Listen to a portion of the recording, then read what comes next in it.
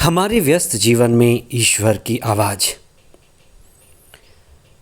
हमने शरीर की शक्ति जानी है।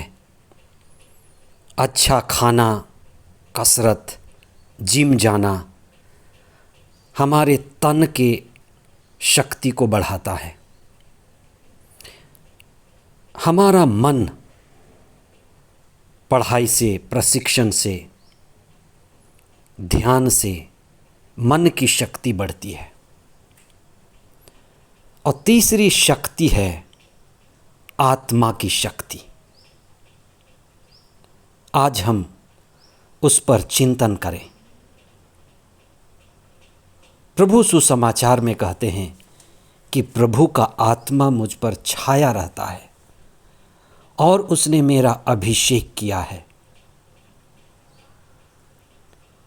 1 सितंबर 2025 22वां सामान्य सप्ताह सोमवार। पहला पाठ थिस्सलुनीकियों के नाम संत पौलुस का पत्र अध्याय 4 पद संख्याएं 13 से 18 तक और संत लूकस का सुसमाचार अध्याय 4 पद संख्याएं 16 से 30 तक। मसीही जीवन आत्मापूर्ण जीवन है और जो वास्तव में आध्यात्मिक हैं वे आत्मा केंद्रित जीवन जीते हैं। जब ईसा बपतिस्मा के बाद अपना सामुदायिक जीवन शुरू किए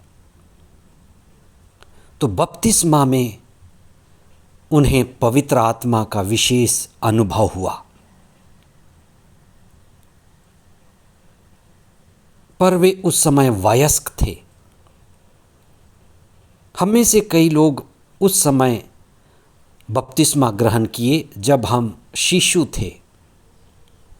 उसी आत्मा में हमें जागने और उसी आत्मा को अपने जीवन में क्रियाशील अनुभव करने की जरूरत है। इसलिए आज का सुसमाचार हमारे जीवन में आत्मा की पूर्णता, आत्मा द्वारा जीवन की संपूर्णता और प्रगति पर प्रकाश डालता है। संत मत्ती ने अपने सुसमाचार अध्याय 5 पद संख्या 48 में लिखा है, जहाँ ईसा कहते हैं, तुम पूर्ण बनो जैसे तुम्हारा स्वर्गीय पिता पूर्ण है। पिता के जैसे पूर्णता। संत लूकस अध्याय 6 पद संख्या 36 में कहते हैं, तुम पवित्र बनो जैसे तुम्हारा स्वर्गीय पिता पवित्र है। तो ये पूर्णता, दयालुता, ये आत्मा के गुण हैं। और जब हम पवित्र आत्मा द्वारा संचालित होते हैं, अपने बपतिस्मा के द्वारा आत्मा को अपने जीवन में अनुभव करते हैं, तो आत्मा में प्रगति ही हमारे जीवन में पवित्रता का, दयालुता का, करुणा भाव का, दया और क्षमा का, श्रद्धा का अनुभव बढ़ता है। आज से हम संत लूकस के सुसमाचार को लगातार सुनेंगे, जहां ईसा अपने बपतिस्मा और शैतान द्वारा परीक्षा के बाद अपने पिता के स्वर्ग राज्य की स्थापना का कार्य शुरू करते हैं। बपतिस्मा के द्वारा ईश्वर का राज्य का कार्य शुरू होता है हर एक के लिए। ईश्वर का राज्य आत्मा केंद्रित राज्य है। ईसा का अनुभव था कि प्रभु का आत्मा मुझ पर छाया रहता है। ये उसके जीवन का सबसे गहरा अनुभव। और जो प्रभु का अनुयायी है, हम सब जो प्रभु के पीछे चलते हैं, हमारा सबसे गहरा अनुभव होना है कि ईश्वर का आत्मा मुझ पर छाया रहता है, ईश्वर का आत्मा मेरे परिवार में छाया रहता है, ईश्वर का आत्मा मेरे कार्य क्षेत्र में छाया रहता है। तो जिंदगी के हर क्षेत्र में पवित्र आत्मा का कार्य करना ही ईश्वर के राज्य की स्थापना होना है। ईसा आत्मा द्वारा संचालित होकर मंदिर गए, वहाँ प्रभु के वचन को पढ़े।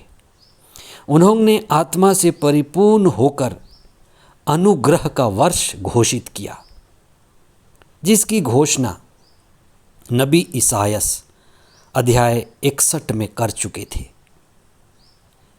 यानी बहुतों की मुक्ति होने वाली है, बहुतों को आज़ादी मिलेगी, बहुत से लोग समता एकता में बढ़ेंगे और समुदाय में क्रांतिकारी परिवर्तन आएगा। बहुत से लोग जो दबे हुए हैं, निचले स्तर पर हैं, वे उन्नति करेंगे। ईसा ने समाज में जो भी तिरस्कृत थे, नाकेदार थे, वेश्याएं थीं और जो समाज में गिरे हुए थे, ईसा उनको उठाना शुरू किए। लेकिन जब नबी का ये कार्य शुरू होता है, ईश्वर का राज्य आना शुरू होता है, तो लोग नबी को, अगुवाओं को तिरस्कार करना शुरू करते हैं, क्योंकि जो ऊपर हैं, जो खुद को बड़े मानते हैं, वे डर जाते हैं और नबियों को मार डालना चाहते हैं। पहले ही प्रवचन के बाद ईसा को लोग पहाड़ पर ले गए और मार डालना चाहते थे, लेकिन कहा जाता है, जाको राखे सैया मार सके ना कोई। ईश्वर जिसे बचाना चाहता है, कोई उससे हानि नहीं पहुंचा सकता। ईसा को कोई हानि नहीं पहुंचा सके। आज के पहले पाठ में संत पौलुस थिस्सलुनीकियों को कहते हैं कि आप समर्पित जीवन बिताएं, आप धार्मिक बातों का चिंतन करें, मृत्यु से ना डरें।